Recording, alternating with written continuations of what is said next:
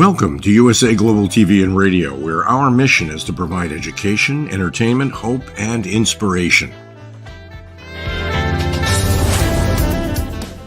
USA Global TV and Radio connects you with experts and audiences all around the world every single day to help you succeed in business and to live a richer life. Visit us at usaglobaltv.com to learn about career and life-changing training and mentoring programs like the Listening Mentor. Subscribe to our newsletter to stay informed about our special programs and offers. Discover how you can become a guest on one of our shows or a host or producer of a USA Global TV and Radio show of your very own. That's USA Global TV and Radio, where the doctor is always in.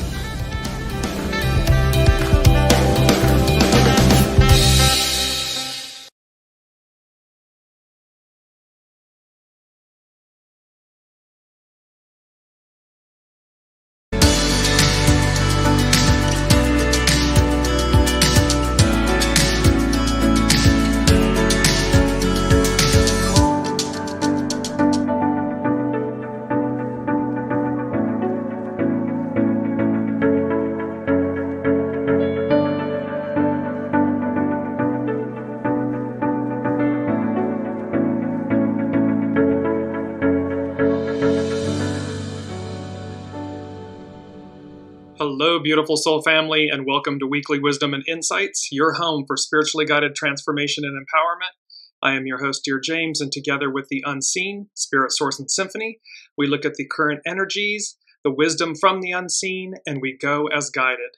And once again, an action-packed moment in time. Mars squaring Pluto for, I think, the first of maybe 5 times coming up. And we also have the Mercury Sun CAZIMI coming up here Thursday, I think. Today, tomorrow, Thursday. Anyways, lots. And then an upcoming full moon, the summer solstice. There's a lot of activity and energy. And we have a very ancient, powerful, and yet simple main theme and message. And so we're going to jump right to it and bring up the main theme, which is this beautiful bloom where you are planted. And again, it's an ancient, and you'll see why. We're going to cover it in a moment. However, this dates back to biblical times. It's referenced biblically.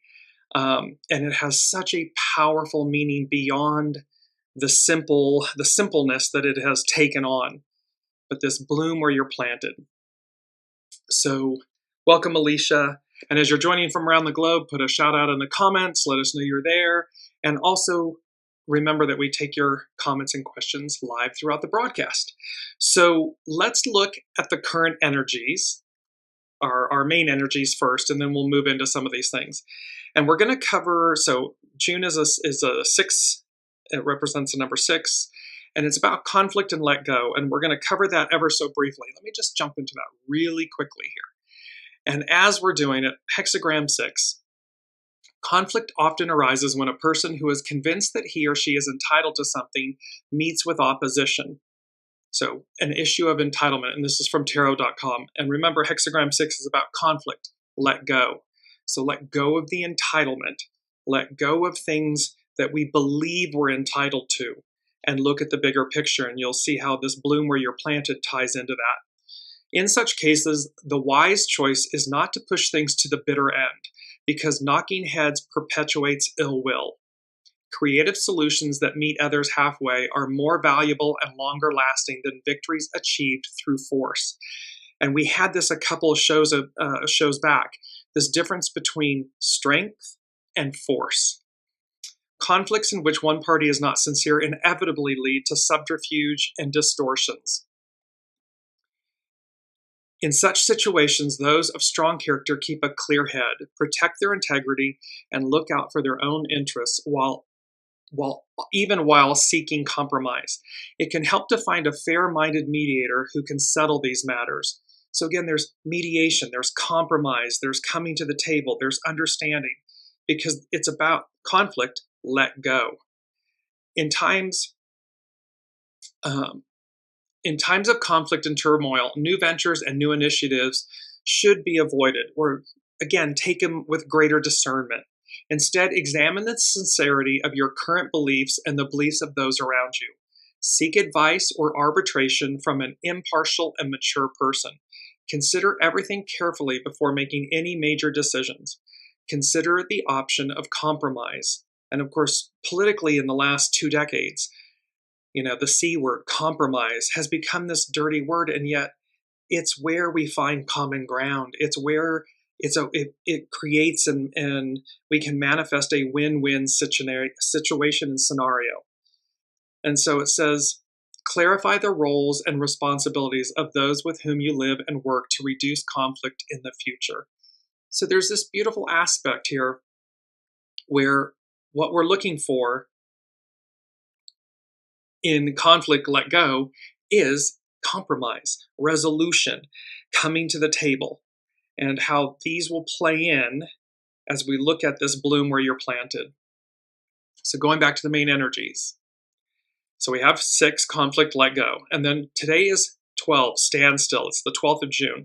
Standstill, release. And back on the 29th of May, we had literally, the main theme was standstill, the power and joy of new beginnings. And so all of this is guiding us to new beginnings and how to reach them. We're going around, we're going back to where we began, an octave higher. It's an 8-year, all year long. So unite, coming together. See how compromise, coming together. And we unite from the inside out. Now, the interesting thing is that the 6, the 12, and the 8 can become a 26, which is about controlled power, amplify. And so how we magnify and amplify our empowerment, our power. But we do so in a controlled manner. We don't run roughshod over everyone. We do so in a controlled way, in a respectful way. And then it can also become a 17, which is approach, advance. Actually, 17, there's an error there. 17 is about follow, show by example. So follow, be led. I apologize for that on the screen.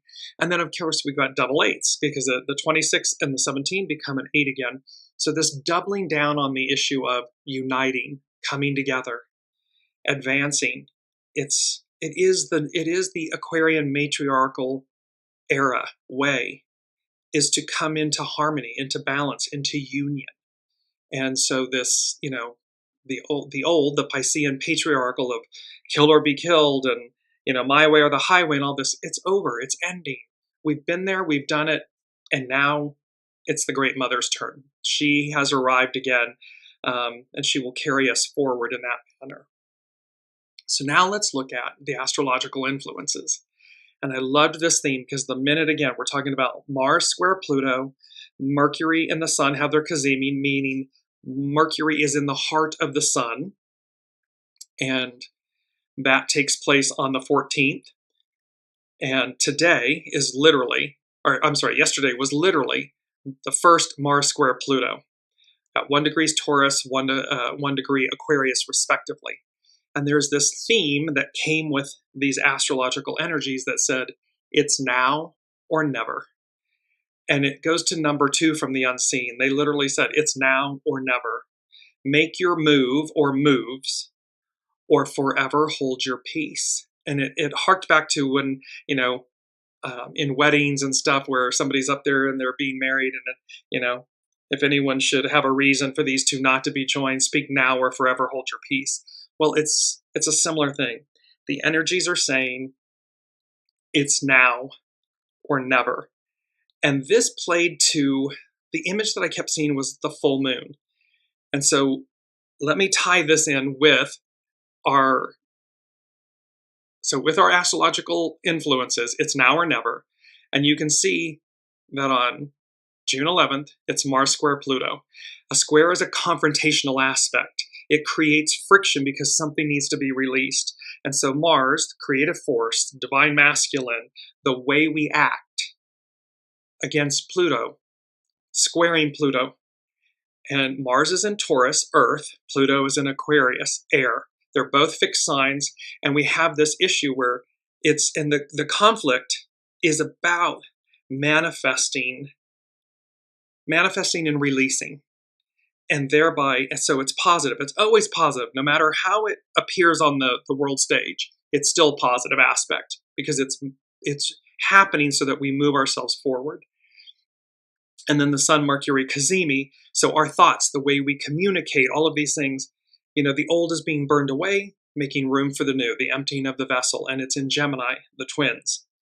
So let me take this because there was an image with this that came along from the unseen, and I kept seeing the full moon, and then I heard the Three of Cups. And so our key word is fulfillment, and fulfillment is a feeling of happiness and satisfaction. It's also the completion of something, like the fulfillment of a promise. In terms of emotions, fulfillment is a happy, contented feeling. People often feel fulfillment when something is completed, whether it's a goal or a dream or something you've been waiting on. The other meaning of fulfillment is the act of finishing or doing something that was promised. So we have this keyword fulfillment, and then let me just bring in the image that the unseen had brought to me about this full moon and the Three of Cups. And you see there's three images of the Three of Cups. On the far left is the Llewellyn Tarot. And you see it's always typically in the Rider-Waite deck and so forth, it's represented by three women, one of which her back is turned to us, but they're in celebration. Their cups are raised. And so there's, again, unity. There's celebration. There's gathering. And in the far left, the Llewellyn Tarot image, you see the full moon. If you go to the far right, the opposite side, you see the Light Seer's Tarot representation. Now in this one, all three have their backs turned to us, but they're looking up. They're arm in arm. They're in union, in unity with one another. And they're looking up at some celestial, like celestial orbs, something happening that is a celestial event or sign. And then in the middle is this beautiful piece of jewelry that was created by Maura Green. And you see the iridescent, three hands, they're iridescent, and they have three gold cups, and they're being raised. So there's a theme about gold cups, unity, union, divine feminine, this gathering, celebration, and there's something being denoted about or around the full moon, which is coming up around the 20th or 21st next week, the summer solstice. So this, it's now or never, make your move or moves, or forever hold your peace. There's always an aspect of, as you all know, divine time versus earth time, or divine time versus our time, but it's always in divine time. And so there's something about the Mars square Pluto, the Mercury Sun CAZIMI, the upcoming full moon, the summer solstice, this window that says, act now or forever hold your peace. It's like, it's now or never. And this harking back to the bloom where you're planted, and you're going to see how this plays out. Alicia's saying, I made my move. Here's hoping I get the results I'm looking for. Exactly.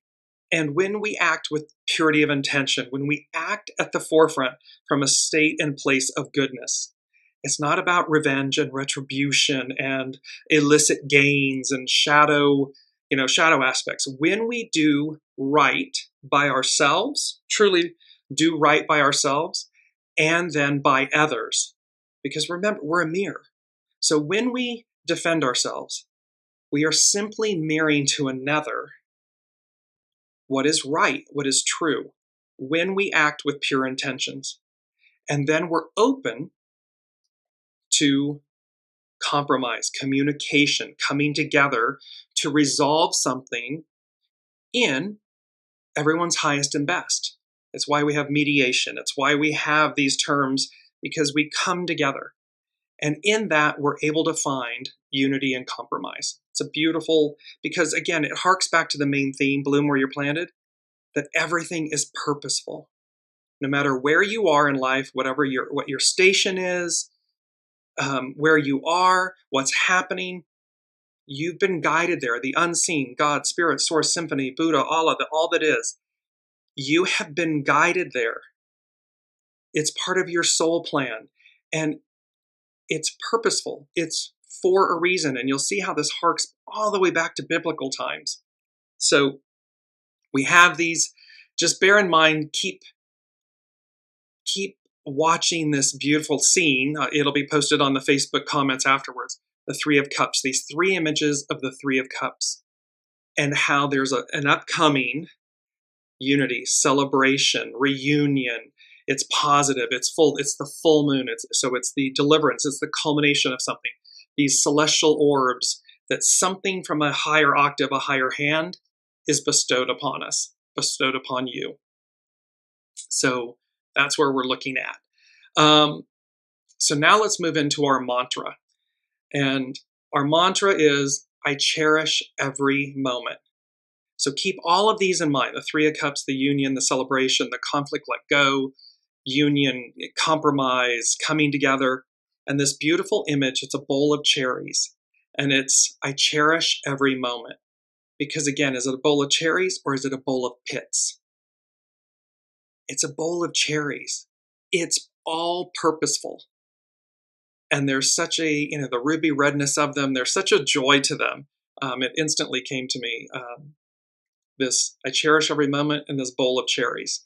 So this is where we're harking. We're going to start with, we're going to backtrack a little and go to Pam Youngin's North Point Journal regarding this Mars square Pluto aspect. And I'm going to share my screen and we are going to take off here. So that's funny because it's part of the that takeoff, liftoff, as you will see here in a moment. So the Mars effect.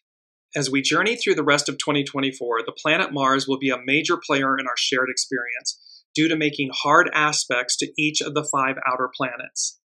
As each of these aspects becomes exact, remember the outer planets affect, long-term change. They're not the interpersonal planets, they're the outer planets. And so Mars is going to aspect them, these 5 outer planets. And so it's about major change. As each of these aspects becomes exact, we can expect to see an increase in tension, perhaps accompanied by fireworks. Here are the dates to watch. The red planet Mars squares Pluto on June 11th, this was yesterday, conjoins Uranus on July 15th, conjoins Jupiter and squares Saturn on August 14th, 15th, squares Neptune on the September 2nd, and then opposes Pluto on November 3rd. The Mars-Pluto opposition then repeats twice in 2025 on January 2nd and April 26th. So how we act, the creative force, the divine masculine, is going to be aspecting. So sometimes it's conjoining, expect the unexpected, coming together with.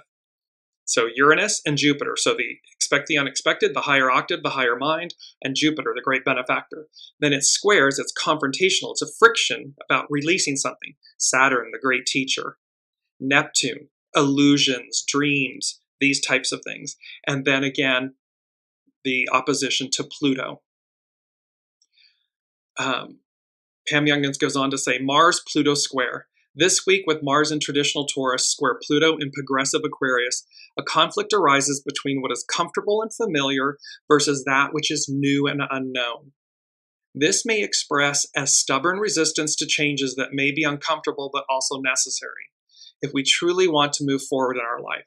So again, when we recognize that we bloom where you are planted, that we are exactly, and it's the first thing the unseen said, at the right place at the right time. Always, always. And if anything were to change, it's like a deck shuffle. So when we recognize that we're always in the right place at the right time, we're never late, we're never lost, we're always somewhere, we have this foundation, this just inner peace, kind of stillness, and you'll see how all of those play to this bloom where you're planted. So the point being, though, is at the right place at the right time, always, in all ways. And if something should change or we make different decisions, the deck shuffles. It reroutes us. It's like any Waze and GPS and all of these things that navigate us in our vehicles. If we make a wrong turn or if we go a different, or we decide we want to go somewhere, the system reroutes us. It's the same with our soul. It's the same with our our God positioning satellite, if you will, our soul source connection. The system knows to reroute us. It knows to shuffle the deck. And thereby, it's always purposeful. It's intended. It's not, there are no accidents. There's only choices. We make choices in life. And from those choices, we learn, we experience, and we can ascend, evolve, devolve. It depends on what we're wanting to learn, what our soul wants to learn. But we have this aspect. So going back to finish up with, she says that with Pam Youngin's North Point Journal, the Mars-Pluto square, that it can become uncomfortable. And that's because we're facing something, we're doing something we haven't done before, or maybe we don't want to do, but it's necessary. Because the square, the Mars-Pluto square, creates the friction, the conflict, for the sole purpose of advancement, to advance us. So it's about, as she's saying, if we truly want to move forward in life. Pluto always initiates a process of transformation, but willful Mars is likely to dig in its heels. Both Aquarius and Taurus are fixed signs, indicating a certain lack of flexibility. The result may be confrontations and power struggles. And remember, we had that, that was just a week or two ago in the shows, these, something about power struggles. Yeah, power plays, power moves, expect the unexpected. And that was from the 22nd of May show. So it can be about these power struggles, and internally and externally. So again, we're uniting from the inside out. We're facing these things. We're having these confrontations to move ourselves forward. It is not for us to, again, run roughshod over others. It's about allowing each of us to come to a realization of what's needed, and we're reflecting to one another so that we all advance. It's unity, uniting. One positive way to work with this influence is to put steady effort into a project that will ultimately change our lives in some positive way, even if it causes discomfort in the short term. So this is these Mars, this is energies from Pam Youngin's North Point Journal about the Mars square Pluto, this aspect. And again, the full moon, the summer solstice, it's now or never, make your move, or forever hold your peace. So where there may be change in your individual lives, where you may be wanting to advance, and where you may be up against, you could be procrastinating, you could have been trying to avoid something, avoidance, whatever it may be, it's advancing you. And so it's now or never. Make your move. Do so with humility, with confidence, and yet with empowerment, because there's nothing wrong with defending yourself or trying to find compromise, resolution, so that it moves everyone to a new, a new, what's your new normal? It's that type of thing. So now let's move into hexagram 12, which is standstill. And there's a beauty in this that, again, it was on one of the previous shows that was our main theme, standstill. And so here it is, standstill. Its action is release. Its hidden influence is development, to permeate. And so we want these changes to be long lasting. We want, so to walk through the fire, to go through this friction, this Mars-Pluto square, the burning of the Mercury, CAZIMI, the sun, is like in the heart of, to renew our thoughts and how we think and how we communicate, emptying our vessel. It's burning this all away for our development. And then it's to permeate us so it remains, it holds, it permeates our being, it becomes our new normal. And its underlining cause, peace. Relax. So there's peace, there's joy, there's harmony, there's unity. So this is from Carrie Hone at cafeosoul.com. And it's one of our first quotes. Fresh activity, this is from Goth. Fresh activity is the only means of overcoming adversity. So it's in our freshness, in our newness, in the new approach, in the deliverance of overcoming an issue. That fresh activity that is the only means of overcoming adversity.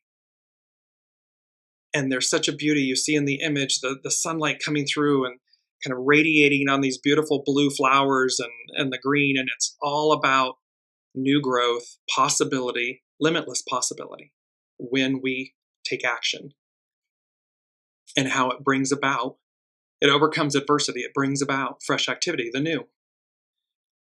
So we go on. Our desire for the familiar and to know peace can often lead us away from further growth. Therefore, after a time of peace as the underlying cause, a situation can lead to stagnation or standstill. You are asked to release something so that development can proceed.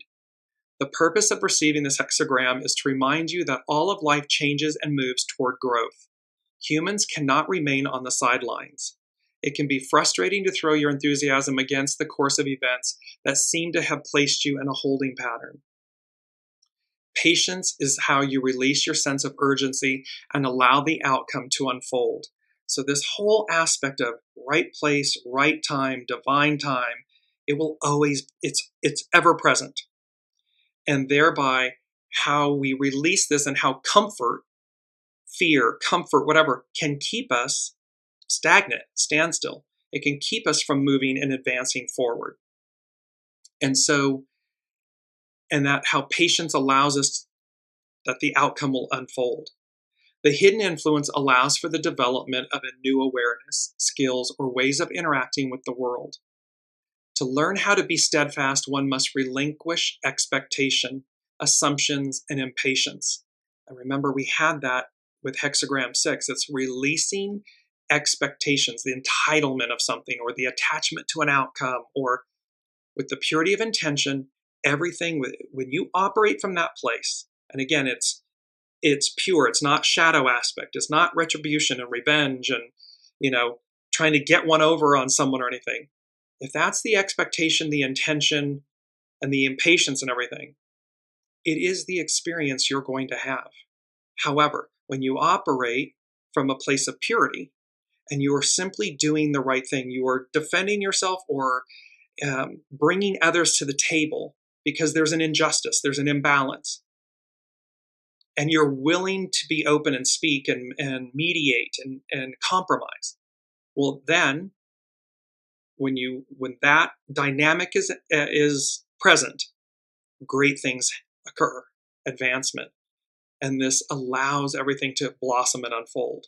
Just as winter appears at a time when the world appears lifeless, there is much going on in your underground world. So it's to be mindful about, even though we may not see progress or we may not see that there's activity going on because it's quote unquote underground, there's still much life, much activity happening from the unseen, behind the scenes.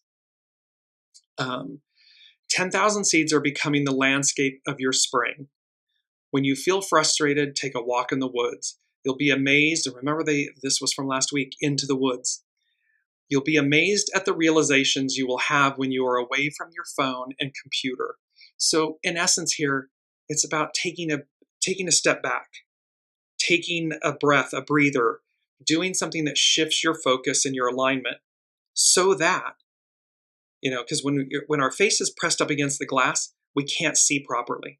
But when we step back, we're able to see everything. We afford ourselves space, grace, new perspective. It all allows us to disengage so that we re-engage more purely, more empowered, and with greater clarity.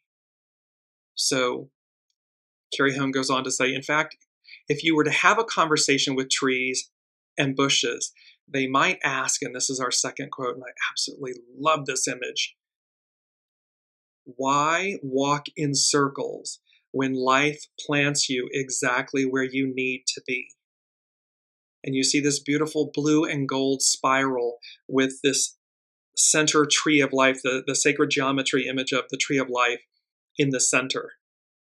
And so what this image speaks to is life is a spiral, evolution, ascending, descending, whichever way we're working with at the moment. But it's why walk in circles when life plants you exactly where you need to be. bloom where you are planted. You're at the right place at the right time, always, in all ways. The deck shuffling. And nature teaches us. So nature is the greatest teacher of how to be steadfast and move in time with the changing cycles. The grass doesn't plan to grow, it just does. The trees, the leaves bloom on the trees, the flowers bloom on the vines. It's organic, it's natural, it occurs, and it's in harmony and grace. Discover the contentment of following life on its own terms. Follow the great circle and allow standstill to unleash an innovative approach within you. And when she talks about follow the great circle, because of course the quote is, why walk in circles?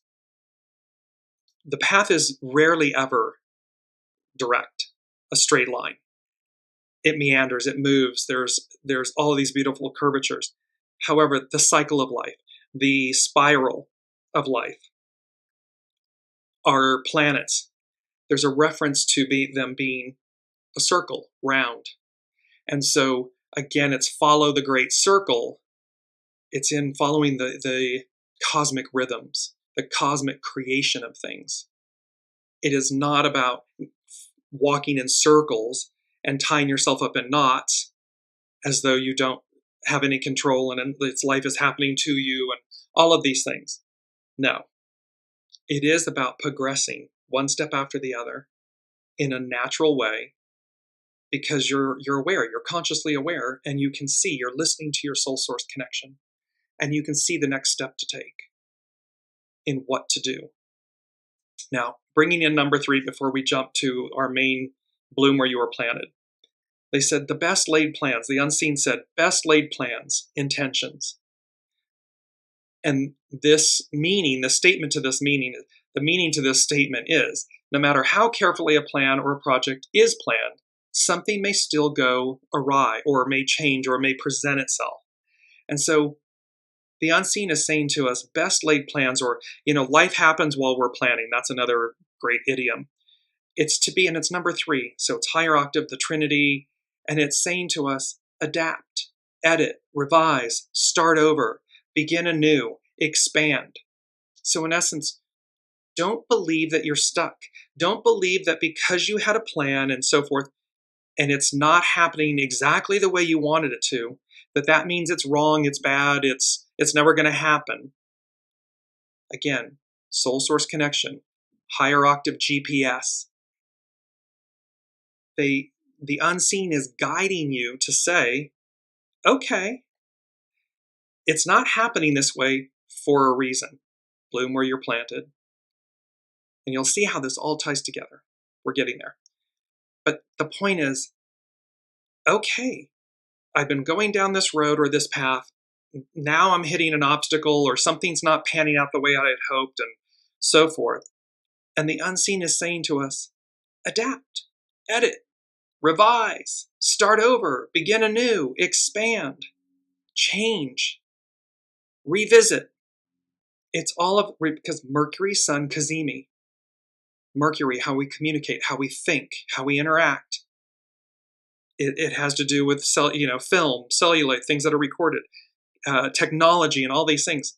So and the CAZIMI is burning away the old, so that Mercury is renewed, which means we're renewed. Welcome, Olivia. So there's this beauty in the fact that they're saying to us, best laid plans, intentions. Well, no matter how carefully we've done something, when should we hit a roadblock? Should you hit a roadblock? Don't let it overwhelm you. Don't let it overcome you. And don't let it stop you. Allow it to evolve you, refine you, so that you move forward in a more empowered way, because you'll have given yourself the grace and the moment to recognize aha moments, to receive them. Okay, I didn't see this before, so I should go this way. And then it just opens. It's like green lights. When, live in any metropolitan, Manhattan, Los Angeles, whatever, hit green lights all the way. That's the universe. You're in alignment with soul source connection. You are getting green lights all the way. If you're hitting one yellow light or red light after the other, And you know this in our literal physical world of driving. It's like, really? Can't we just get through, green lights? And then when you hit them, you just smile because it allows you to move more rapidly, more quickly, more effortlessly. That's what we're talking about.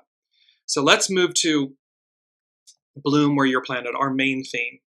And this is from Danielle Burnock. It's from Christianity.com. It's as a reference. So take it spiritually and so forth. And just to bring up the main theme again, this beautiful bloom where you are planted. And it has the images of a blue rose. And I would invite all the listeners to research the order of the blue rose and the significance of it, the beauty, the purity of it.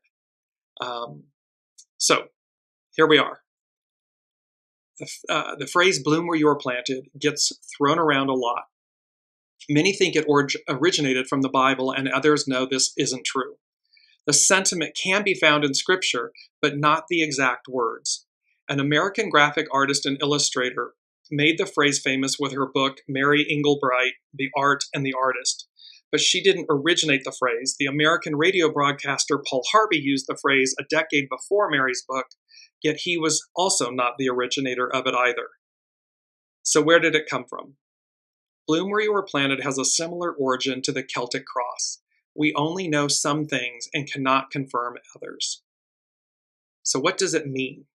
Bloom Where You Were Planted can mean various things depending on its usage. 1, to be fruitful, blossom, become all you were created to be. A second thing can be make the best of what you have when life throws lemons at you. Lemons, challenges, aka opportunities. To step back, best laid plans. It's now or never. We can look at these things. And then the third aspect is do what's right even when it's hard. Either has their place and even corresponding scripture. And so before we continue on with Daniel Burnock's writing about this, what we know about bloom where you are planted. I first heard of this when I relocated from Los Angeles to Paris. And I'm in a foreign country, foreign language, everything foreign. And that was the first time, and it's a little pamphlet book that the American-speaking community in France gives you. And it says, bloom where you're planted. And so there's an awakening. For me at that moment, it was this simple message that said, be childlike again, embrace where you are. In other words, I'm not in the United States of America in Los Angeles anymore. I'm in Paris, France. So different language, different customs, different food, different clothing, different way of life. Everything's different. And yet the moral was the same. I'm there. So I either embrace it, I either bloom where I am planted, or I don't. And when I don't, I'm going to suffer. It's going to be like salmon swimming up a river. It's organic and natural to them. It's not for human beings. And so that's the more simple part of the message. The greater, deeper part of the message, which goes back to biblical times, which you'll see here in a moment, is that everything is purposeful. There are no mistakes. There are no accidents. There's life plans, soul plans, and life choices. And it is incumbent upon each of us to look at where we are and bloom where we are planted. Find the reasons, find the opportunities, find the advancement, find the joys, find the gifts, the pearls. Living in France was one of the most extraordinary life experiences I have ever had. And I am so very grateful. At the end of it, a coworker said, wow, you really lived here. There were many who just existed or didn't like it, really went against the grain. You, however, lived. And there's a moral to that story of that's the point. That is the deeper message, that it goes back millennia. So let's continue. Danielle Burnock with Christianity.com. So be fruitful. St. Francis de Sales, when he was the Bishop of Geneva, is recorded as saying this: truly charity has no limit, For the love of God has been poured into our hearts by his Spirit dwelling in each one of us, calling us to a life of devotion and inviting us to bloom in the garden where he has planted, and directing us to radiate the beauty and spread the fragrance of his providence. She says, as you can see, it's not a direct quote of the idiom, but it carries its meaning. The words of St. Francis of de Sales were inspired by words in the Bible. In the book of Genesis, after God created Adam and Eve, he blessed them and told them, be fruitful and increase in number, fill the earth and subdue it. So, and subdue it in the sense that, so nature left to itself is wild, chaos, and yet it knows what it's doing. It organically moves, shifts, operates. And then humanity comes and it says, now let us refine that power, that energy, that force. Let us harmonize with it. Let us refine it. Let us craft it. Let us utilize it. However, with reverence, like with Aboriginal and Indigenous peoples, they worked in harmony with Spirit, with Mother Earth, with nature, with one another. They were in unity, and they did so in such a harmonious, beautiful way, balanced. And so this is something that modern day humanity has forgotten. We have strayed so far from that concept. She goes on to say, it's a quote from Jeremiah 17:7-8, but blessed is the one who trusts in the Lord, whose confidence is in him. They will be like a tree planted by the water that sends out its roots by the stream. It does not fear when heat comes. Its leaves are always green. It has no worries in a year of drought and never fails to bear fruit. Because again, the tree is in alignment with nourishment, with source, with this bloom where you're planted. Scripture and other writings such as these encourage us to be all that God has made us to be. So again, however you, higher power, source, Allah, Buddha, however you resonate, the beauty is in the fact that you're being guided, and the wisdom, the divine wisdom, is to bloom where you are planted, that you were always at the right place at the right time, and that it's purposeful. And it's up to us to take that beat, that pause, to allow to discover what it is. Make the best of life.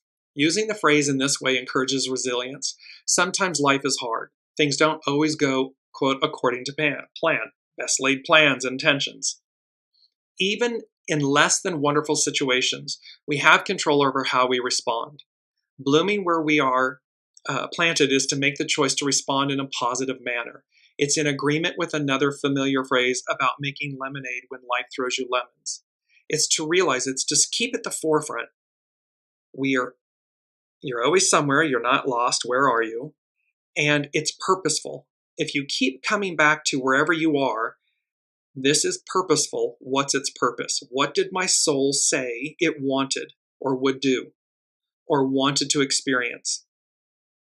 And thereby you will find that you bloom, you radiate, that you operate from a place of positivity, because it's a truth. It's a literal truth and knowing.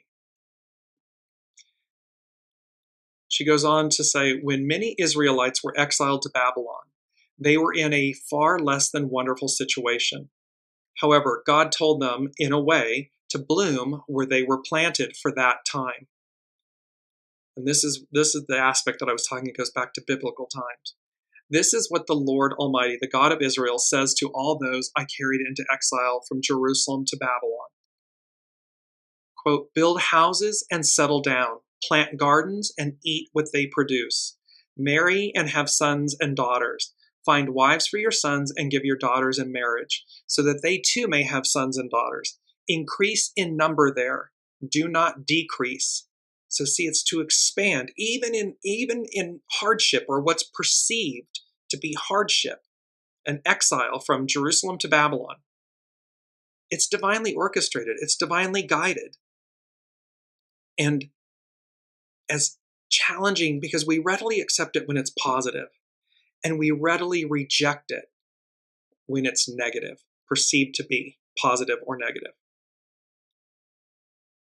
However, it's increase in number, do not decrease. So it's expand, do not contract. Also, seek the peace and prosperity of the city to which I have carried you into exile.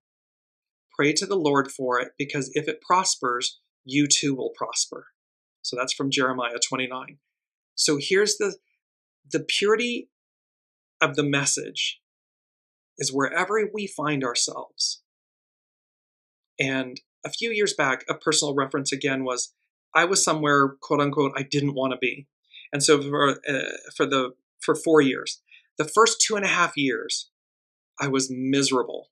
I was fighting against myself, and I was causing myself so much hardship, challenge, frustration. It was not pretty. And then there was this moment, this bloom where you are planted moment. And what occurred in the last 1.5 years of my stay in this location was extraordinary. All of these things that I had been blocking, not seen, face pressed up against the glass, unable, unwilling to see them. And then like just this flood, this most beautiful flood of, oh my gosh, all of this has been here all along. And so of course we can naturally have regret too, because we weren't willing to face ourselves. We weren't willing to surrender. However, the minute we do, and we're surrendering to ourselves, to our soul source connection, and the universe, the unseen, they're so patient. They really are. And they allow us divine time, our time, to a degree, to a great degree and point. However, the moral is, once we allow, once we come into the understanding of this is purposeful, I'm here for a reason, and it's not typically the surface reason, meaning the human level reason. Oh, I've gone to this place to assist a loved one, or I'm here because of this job, or whatever the human aspect is that creates the experience and the opportunity. What this is speaking to, this bloom where you were planted, is that there's a far higher reasons. There's a far higher soul octave reason for where you are, what you're experiencing, and so forth. So as to allow that, because you're going to expand, you're going to advance, and it will change you in a way as that experience did me. In the Do What's Right, Danielle Burnock says, doing what's right when it's hard is hard. Perhaps that's why Paul gives this instruction in 1 Corinthians 7, which is another place we find the sentiment of blooming where we are planted. This passage does not sanction human slavery, especially in the way slavery was practiced in the West during the 17th to 19th centuries. Instead, this passage is a call to honor God above men. So, higher source, to love your neighbor as yourself, thy God above all other. Quote, each person should remain in the situation they were in when God called them. Were you a slave when you were called? Don't let it trouble you. Although if you gain your freedom, do so. For the one who was a slave when called to faith in the Lord is the Lord's freed person. Similarly, the one who was free when called is Christ's slave, meaning in service to. You were bought at a price. The crucifixion, the resurrection, the abolition of sin. Do not become slaves of human beings. So you were bought at a price. Do not become slaves of human beings. So again, in our modern day, where we are so enslaved to the ego, mind, personality, and to other quote unquote humans, leaders. And here it's clearly in 1 Corinthians 7, it's clearly saying you were bought at a price. So in essence, the sacrifice, it's enormous. So do not become slaves of human beings. Soul source connection, God positioning satellite, true north, original intelligence. It's to follow your soul, your heart, not your ego mind personality. Goes on to say, brothers and sisters, each person, as responsible to God, should remain in the situation they were in when God called them. She goes on to say, bloom where you are planted doesn't mean to stay stuck. Blooming where you are planted doesn't mean you can't improve yourself or must stay stuck in an awful place. Anything far from it. Bloom where you are planted is the most empowering act and permission you will give yourself. She says, let me remind you of the line above. If you can gain your freedom, do so. The Bible is full of words encouraging us to grow and change, to evolve, to expand. There are times to bloom where we are planted and times for us to be transplanted so we can bloom even better elsewhere. Just follow where the Lord leads you. So follow where the unseen, your soul source connection, guides you. It's always pure, purest of intentions. It's always true north.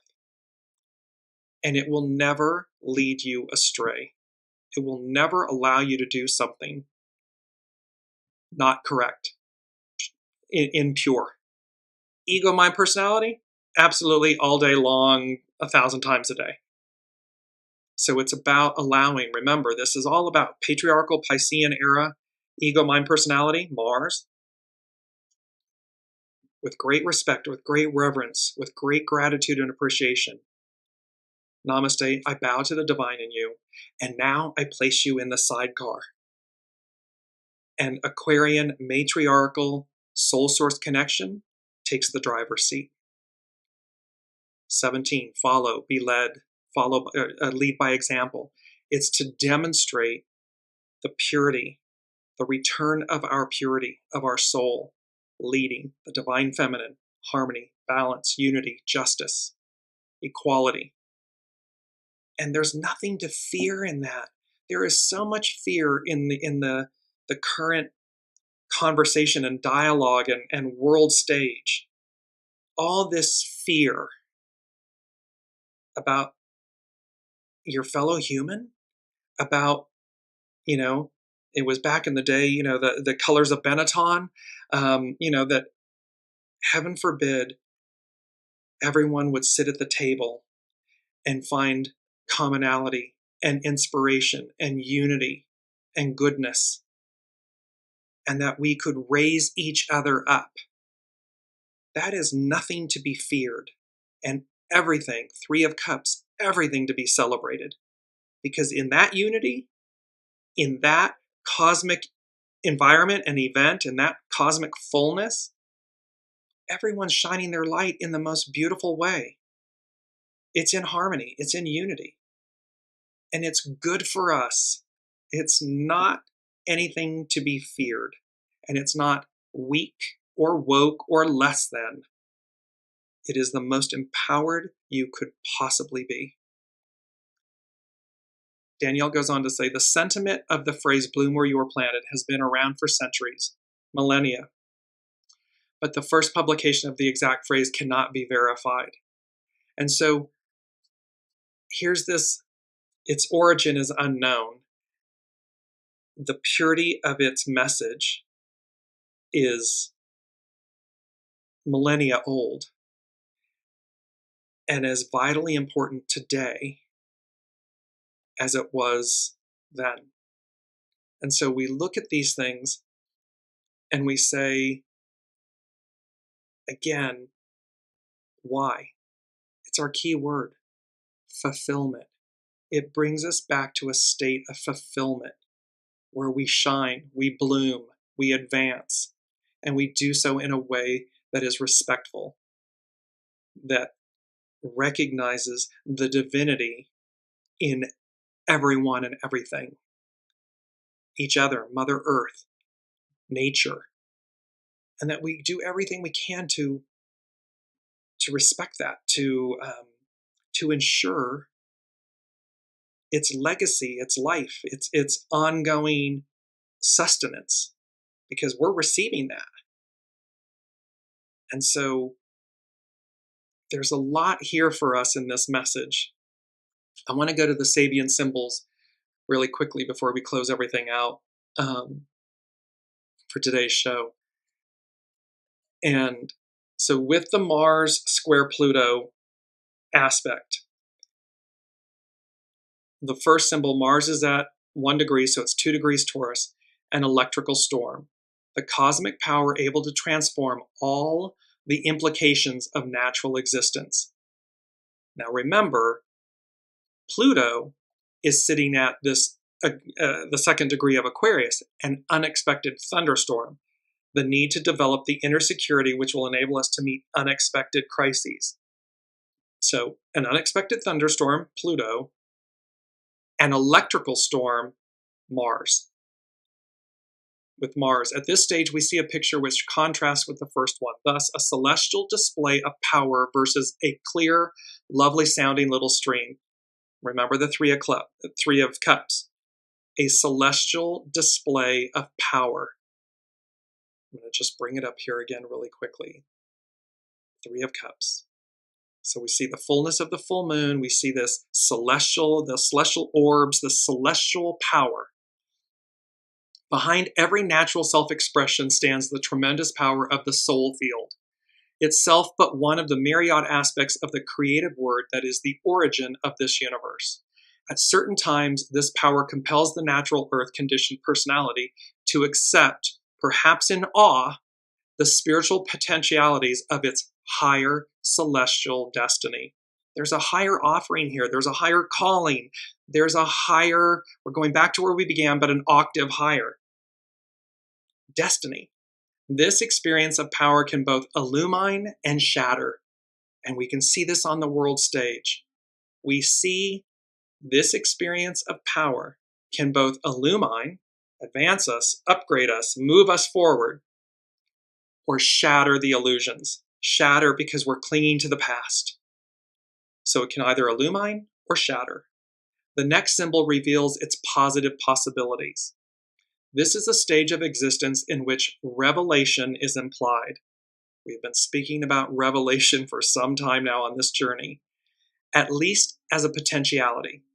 The consciousness may be deeply disturbed by, quote, the visitation, celestial power, displays of celestial power. But the substance of the individual being can be made fertile or productive by the experience. So we have a very clear electrical storm and unexpected thunderstorm. Storms. 51, shock, thunder, shock and awe. It's the tower. Let me bring this back. This was from a show or two ago.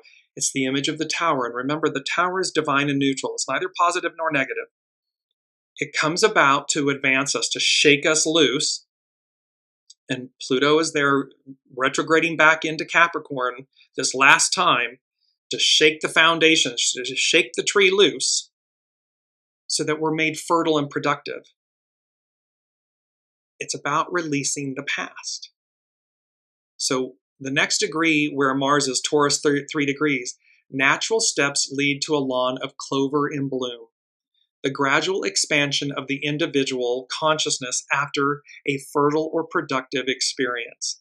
So again, they've told us, the unseen has told us, it's now or never. There's this window of time. It's kind of between now and first, maybe in the US, the 4th of July, Independence Day. It's somewhere in between this window of time and how these natural steps lead to a lawn of clover in bloom.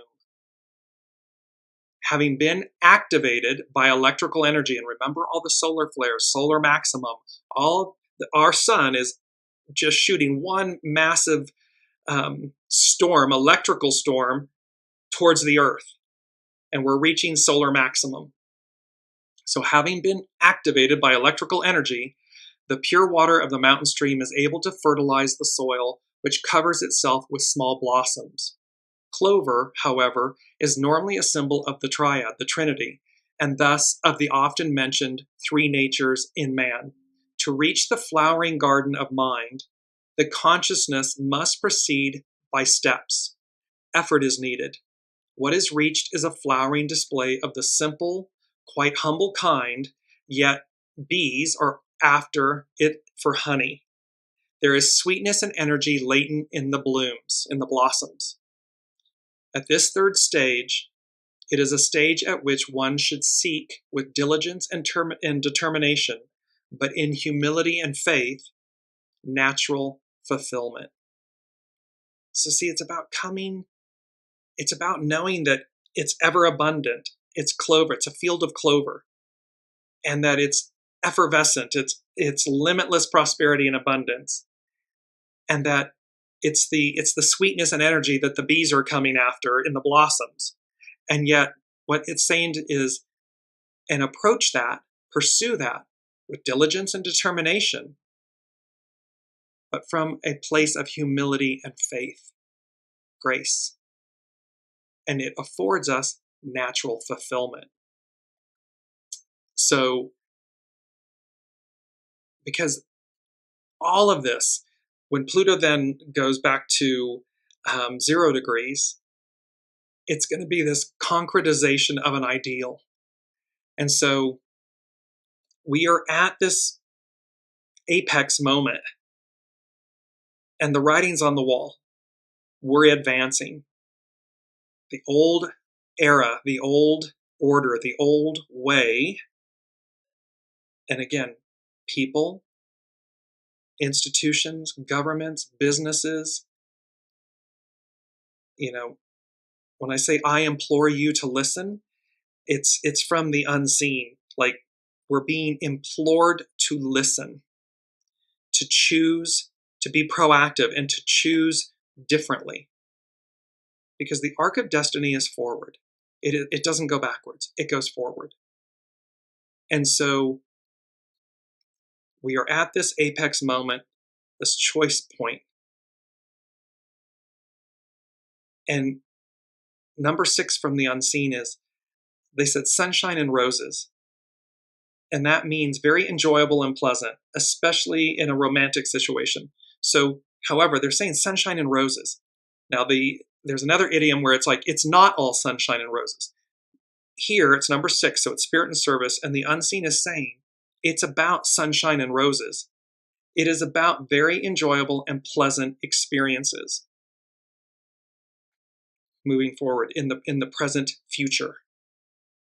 Those very enjoyable and pleasant sunshine and roses moments in the patriarchal era, the Piscean era, we have already experienced. They're done. Now we move to these new ones. And in number 5, the unseen said, after long-awaited desire, anticipation, and or frustration, finally, it's here. Finally, it's he, she, they, it. So it can be a person, a place, a thing, an event. But after long-awaited desire, anticipation, or frustration, finally, it's here. So again, we've got this window. And something, because last but not least, number 4 from the unseen, they said unexpected, and they underlined this word unexpected. Unexpected pleasures. Prepare to take off. And then they said, Houston, we have liftoff. And so there's this empowering message. And remember, no matter where you are, bloom where you are planted. And it does not mean that you are stuck and you can never leave the place you're in, or the circumstance you're in, or the job you're in, or the relationship you're in. Because again, as it harks back to Daniel Burnock's article, of course you can set yourself free, transplant yourself, move to the next thing, and bloom where you're planted there. Because it's all purposeful. It's all divinely orchestrated. It's all what your soul said it would do, or wanted to experience, or learn, or achieve, or triumph. And so we have this beautiful, beautiful nourishment. I'm gonna close with this. It's it's the Mercury Sun CAZIMI, the Sabian symbol, and there's two. This one's for Saturn. It says a table set for an evening meal, an indication that in the end and at the appointed time, the individual's needs will be met among those to whom they are linked by a spiritual or biological web of energies. So it's saying to us that at the right time, divine time, right place, right time, and at the appointed time, divine time, the individual's needs will be met through either a spiritual or biological web of energies, the unseen, what's operating behind the scenes that we cannot see. The significant element in this scene is not only the meal, but the fact that it is an evening meal. To use traditional symbolism, after a long chain of personal existences, the soul returns to its spiritual home at the close of the day of manifestation. There it finds that which renews and amply sustains. The happiness of the, quote, beyond existence is experienced when all has gone well. So again, you experience these things when all has gone well, meaning you're in alignment with purity of intention, soul source connection. You're operating from a place of humility, faith, purity, goodness, and thereby this happiness beyond existence is experienced. This symbol promises a satisfying or fulfilling end to whatever one has been undertaking.